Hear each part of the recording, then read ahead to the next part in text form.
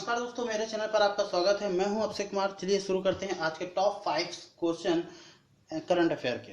तो पहला क्वेश्चन ये है कि एमएसएमई द्वारा जारी पोर्टल का नाम क्या है। तो एमएसएमई ने अभी एक पोर्टल जारी किया है जिसका नाम है चैंपियंस। तो ऑप्शन सी इसका करेक्ट आंसर होगा। अच्छा, ये एमएसएमई क्या है? देखिए, बिजनेस की एक कैटेगरी को डिवाइड किया गया है। कब आपका बिजनेस माइक्रो होगा, कब स्मॉल होगा, कब मीडियम होगा। इंटरप्राइजेस तो होता ही है। तो एम का मतलब है माइक्रो, स्मॉल, मीडियम, इंटरप्राइजेस। अच्छा, माइक्रो कब होगा? चलिए जल्दी शुरू कर लेते हैं, इसकी जानकारी लेते हैं। जैसे आपके पास पूरी की पूरी पूंजी है, आप किसी बिजनेस को शुरू करते हैं, आपके पास कुल कैपिटल कितनी है होनी चाहिए।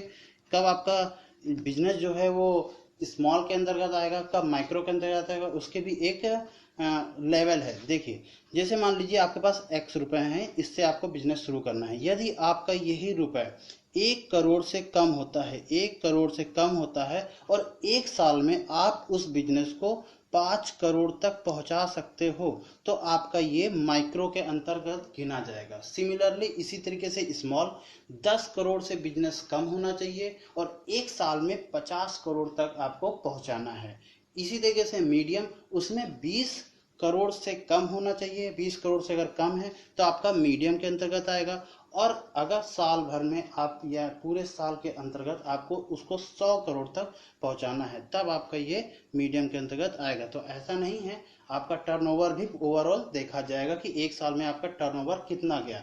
20 करोड़ से कम रखा है आपने, कोई बात नहीं, आपका मीडियम में गिना जाएगा। पर आपको 1 साल का टर्नओवर 100 करोड़ देना होगा, तब आपका मीडियम में रखा जाएगा। ठीक है, तो माइक्रो, स्मॉल, मीडियम, इंटरप्राइजेस, इतनी जानकारी हमें मिल गई है। चलिए शुरू कर नेक्स्ट क्वेश्चन करते हैं।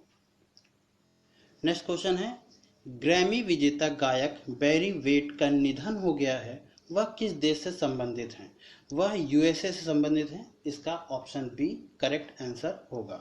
अच्छा, ग्रैमी विजेता की बात कर रहे हैं, ये कह रहे हैं ग्रैमी विजेता है। तो इनका एक बहुत फेमस गाना था, where is the love, where is the love, इनका फेमस गाना था और इसी गाने पर इनको ग्रैमी पुरस्कार दिया गया था। चलिए ऑप्शन से थोड़ा सा खेल कर लेते हैं। जापान, कुछ कुछ चीजें हम लोग देखेंगे। जापान की जैसे मुद्रा क्या होगी? जापानीज एन होती है, YEN, जापानीज एन इसकी मुद्रा चलती है। और यहाँ के प्रेसिडेंट की नाम बात कर लेते हैं, तो शिंजो अबे यहाँ के प्रेसिडेंट हैं। इसी तरीके से चाइना, चाइना की मुद्रा क्या चलती है यहाँ पर? रेनमिनबी, रेनमिनबी इसकी मुद्रा चलती है। और प्रेसिडेंट की बात करें यहाँ पर तो शी जिनपिंग है। अच्छा, कैपिटल क्या है बता सकते हो? चलिए बताइएगा जरूर।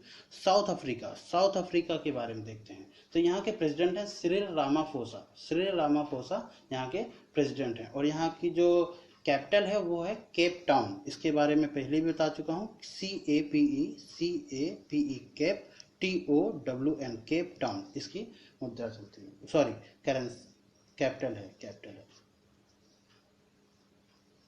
नेक्स्ट क्वेश्चन है, विश्व आर्थिक मंच यानी वर्ल्ड इकोनॉमिक फोरम ने ग्लोबल एनर्जी ट्रांजैक्शन इंडेक्स में भारत को कौन सा स्थान मिला है?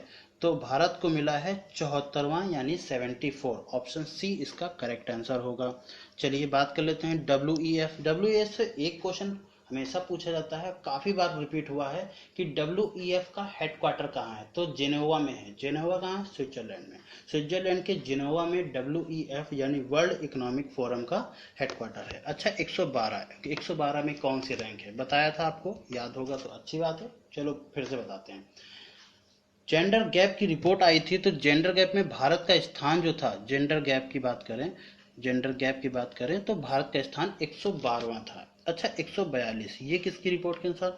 वर्ल्ड प्रेस फ्रीडम इंडेक्स जारी किया गया था, वर्ल्ड प्रेस फ्रीडम इंडेक्स जारी किया गया था, उसमें भारत की रैंक 142वीं आई थी। ये 2020 की रिपोर्ट के अनुसार है, ये अभी की रिपोर्ट जो आई थी। 2019 का हो सकता है, पुराना पेपर में दे दिया जाए 2019 का, तो उसके अकॉर्डिंग जो प्रेस फ्रीडम इंडेक्स था हमारा वो 140 रैंक थी। ठीक है, और 2018, हालांकि ये पूछा नहीं जाएगा, पर 138 थी। 102 किस पर है? आपको अगर याद हो, ग्लोबल हंगर इंडेक्स, जिसमें भारत की थोड़ी सी बढ़ोतरी हुई है। 104 पिछले साल था और इस बार 102 पहुंच चुका है। तो ये अभी 2019 की ही रिपोर्ट में बता रहा हूँ। एक 2019 की रिपोर्ट के अनुसार भारत की जो ग्लोबल हंगर इंडेक्स में रिपोर्ट आई है वो 102 आई है, जबकि 2018 में इसकी 104 थी। 2017 में कितनी थी? वो 100 नंबर पर था।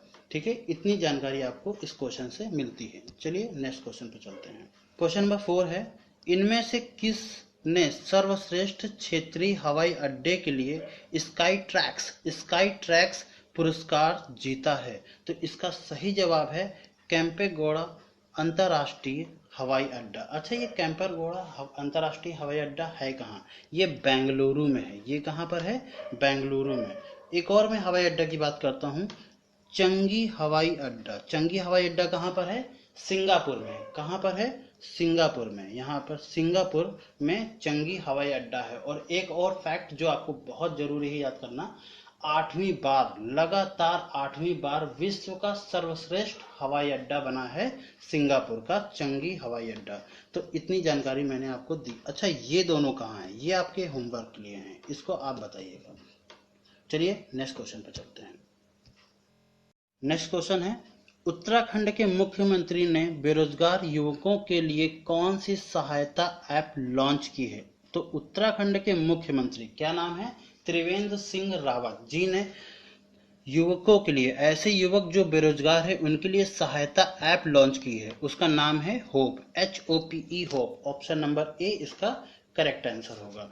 चलिए ऑप्शन बी की बात करते हैं, आरोग्य सेतु। क्योंकि आपको पता ही है कि कोविड-19 के मामले जो हैं वो धीरे धीरे बढ़ते जा रहे हैं, तो ये ऐप क्या करेगा? आपको सजेस्ट कर देगा, आपको अलर्ट कर देगा। अगर आपके पास कोई भी संदिग्ध व्यक्ति है जिसको खांसी जुकाम बुखार या कोविड-19 जैसे कोई भी लक्षण है, तो ये आपको अलर्ट कर देगा। अच्छा, ई लर्निंग कौन सी ऐप है? ये पोर्टल खोला गया था MP सरकार के द्वारा, क्योंकि उन्हें पता है कि कोविड-19 के कारण कई बच्चों की पढ़ाई धीरे धीरे पिछड़ती जा रही है, तो वो काफ़ी ज़्यादा पिछड़ ना पाए, इसको बरकरार रखने के लिए उन्होंने एक पोर्टल लॉन्च किया जो ई लर्निंग है। FIR आपके द्वार भी MP गवर्नमेंट ने ही शुरू किया है। क्यों? क्योंकि अगर कोई भी मामला होता है, जैसे चोरी का हो गया या किसी मारपीट का हो गया, इस टाइप का कोई भी मामला होता है, अगर वो FIR कराने आएगा, तो क्योंकि बाहर लॉकडाउन लगा हुआ है, तो FIR कैसे कराने आएगा? या कराने आएगा तो कहीं ना कहीं कोविड-19 हो सकता है उसे। तो ये क्या करेगा? ऑनलाइन वेब पोर्टल लॉन्च कर दिया है FIR आपके द्वार, यानी आप डायरेक्ट अपने घर पर ऑनलाइन FIR कर सकते हैं। तो इतना करा है MP गवर्नमेंट ने। चलिए बात करते हैं उत्तराखंड की।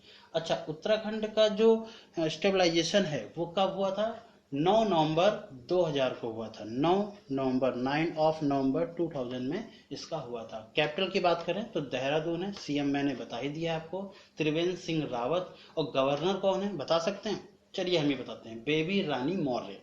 बेबी रानी मौर्य उत्तराखंड की गवर्नर हैं। क्लियर? तो इस क्वेश्चन में इतना ही। ठीक है, आज के क्वेश्चन यहीं समाप्त करते हैं। मेरे चैनल को लाइक करिएगा, सब्सक्राइब करिएगा, दोस्तों तक पहुंचाइए, इसको खूब सारा प्यार दीजिए। थैंक यू, जय हिंद।